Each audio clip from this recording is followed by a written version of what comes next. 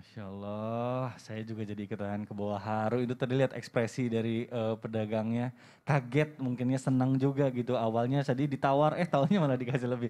Nah, Masya Allah nih, saya mumpung ada bintang tamu kita yang sangat luar biasa nih, ada Pak Mat Peci dan juga Raja. Saya sekarang mau tanya dulu nih, Mat Peci, abang atau bapak nih saya manggilnya Bang Mat Peci apa gimana bingung ya. Nah, Mat Peci aja ya. Saya pengen tanya nih, apa sih yang mendasari Mat Peci ini memiliki jiwa berbagi yang begitu besar seperti yang di video yang tadi kita lihat.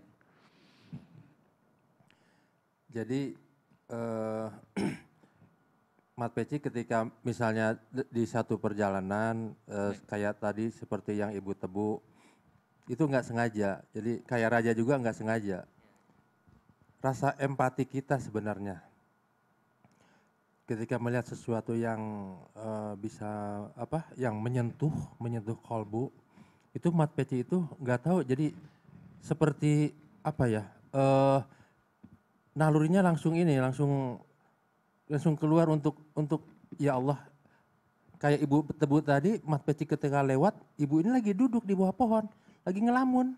Seperti wajahnya itu seperti memikirkan galau gitu, seperti apa gitu ya. Waktu itu lagi sedang PPKM yang ketat banget, Mat Peci lewat, melihat wajahnya, langsung ya ya udah beli aja ke situ. Pas ternyata pas ditanya baru laku 4 gelas dari pagi sampai sore, harga satu gelasnya 5.000. Itu 20.000 beliau dapatkan belum dipotong modal. Belum dipotong modal. Dan itu berlangsung bukan cuma sehari 2 hari waktu itu. Pas Mat Peci kan lagi sama istri waktu itu kan. Ini gimana nih kita caranya supaya kita menghargai. Jadi tidak memberi uang enggak. Karena ibu ini jualan. Jadi Mat Peci menghargai. Akhirnya kita membeli jualannya tapi dengan cara menawar ke harga yang tinggi. Ketika ibu ini apa sudah dibayar dengan harga yang tinggi dan subhanallah akhirnya dari situ terkuak bahwa ibu ini memang sedang membutuhkan uang. Makanya beliau wajahnya waktu duduk di bawah pohon itu lagi sedang melamun. Nah, hal-hal yang seperti itu yang sebenarnya yang saat ini dibutuhkan. Jadi siapa lagi yang bisa untuk membantu orang-orang di sekitar kita selain kita? Makanya pedagang-pedagang kecil ini, yuk kita sekali-kali lah kalau misalnya kita nggak pernah sama sekali, tapi sekali-sekali kita belilah di pedagang di pinggir jalan ini. Yang pedagang-pedagang kecil, mereka mungkin pendapatan mereka hanya untuk makan mereka hari itu. Kita mungkin tidak tahu. Yang mereka dapat itu untuk anak istri mereka makan hari itu. Betul, betul, Masya Allah. Seperti itu. Nah ini Mat Peci mohon maaf nih. Dari mungkin kan saya juga ngikutin nih beberapa kontennya ya lumayan banyak nih. Ya inspiratif gitu.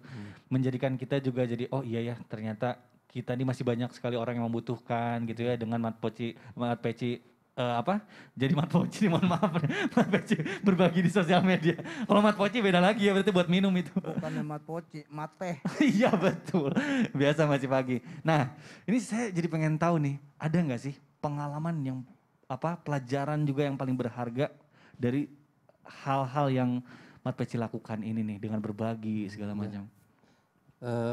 Bapak saya almarhum yang selalu menitipkan. Ya Allah. Ya.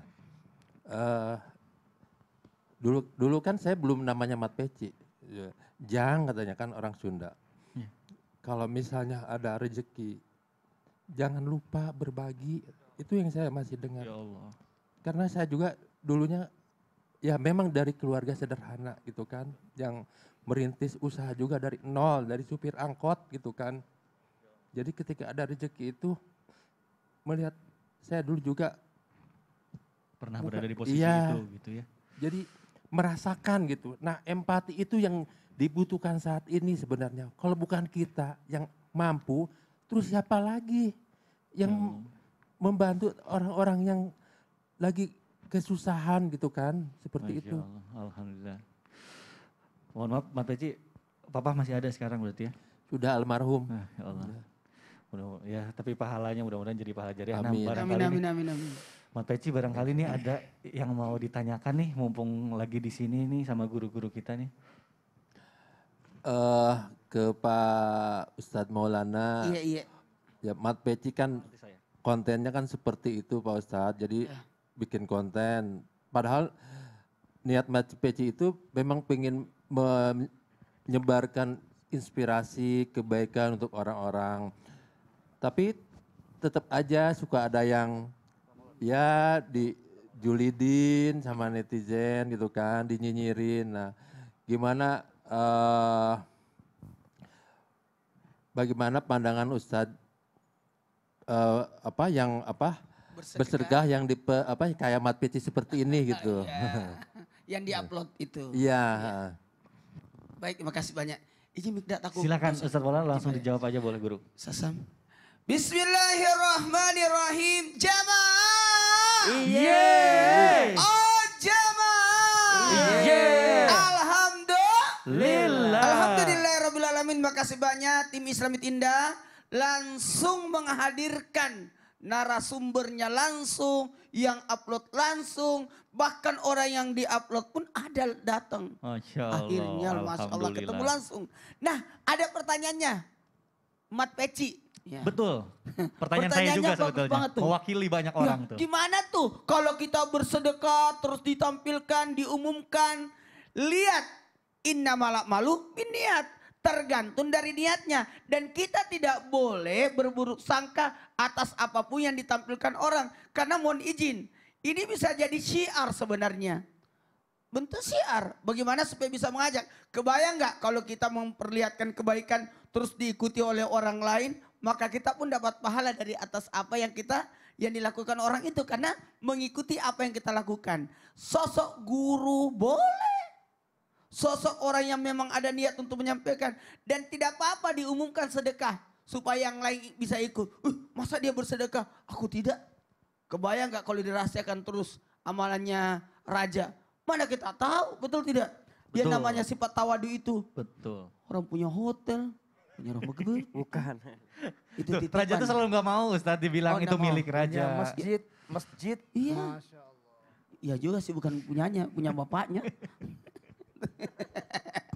Masya Allah, bagus. Jadi itu, ini bentuk syiar. Bagaimana kita bisa menyampaikan. Bahkan bisa bentuk apa? Mensyukuri nikmat. Karena nikmat itu begini. Memanfaatkan, memfungsikan nikmat itu. Bagus tadi saya garis bawahi kata-katanya tadi Mat Peci. Bahwa daripada saya harus mempermalukan atau. Tapi saya menghargai. Betul. Dengan cara apa? Nih. Jadi cara menawar yang luar biasa ya. Ya Allah, senang banget itu. Melihat orang tersenyum, melihat orang bahagia. Kayaknya masih ada kelanjutan tayangan tadi itu. Masih ada ya. Iya harusnya. masih ada, dapat rumah kan? Alhamdulillah dapat ya. rumah Ustadz. Iya aku nonton juga. Iya. Iya karena aku juga punya handphone sih. Jangan. Ada internet juga ya kebetulan ya. Alhamdulillah. Lihat tayo kelanjutannya dapat. Enggak apa-apa. Dari sini kita bisa belajar yang namanya kebaikan. Bisa jadi ada orang dapat hidayah. Ilham itu dari Allah, topik itu kecocokan, sementara hidayah itu pantulan. Ada orang dapat hidayah, oh ternyata ya. Kalau Amir Khan kan nyumbang apa lagi? Gandum 1 liter doang. 1 liter. 1 liter, siapa yang mau ngantri 1 liter? Ternyata di dalamnya ada ini, ada ini. Kan macam-macam cara orang untuk berdakwah. Macam-macam cara orang untuk memperlihatkan kebaikan. Tidak apa-apa, karena kadangkala, mohon maaf, ada orang nanti tahu kebaikan ketika ditunjukkan.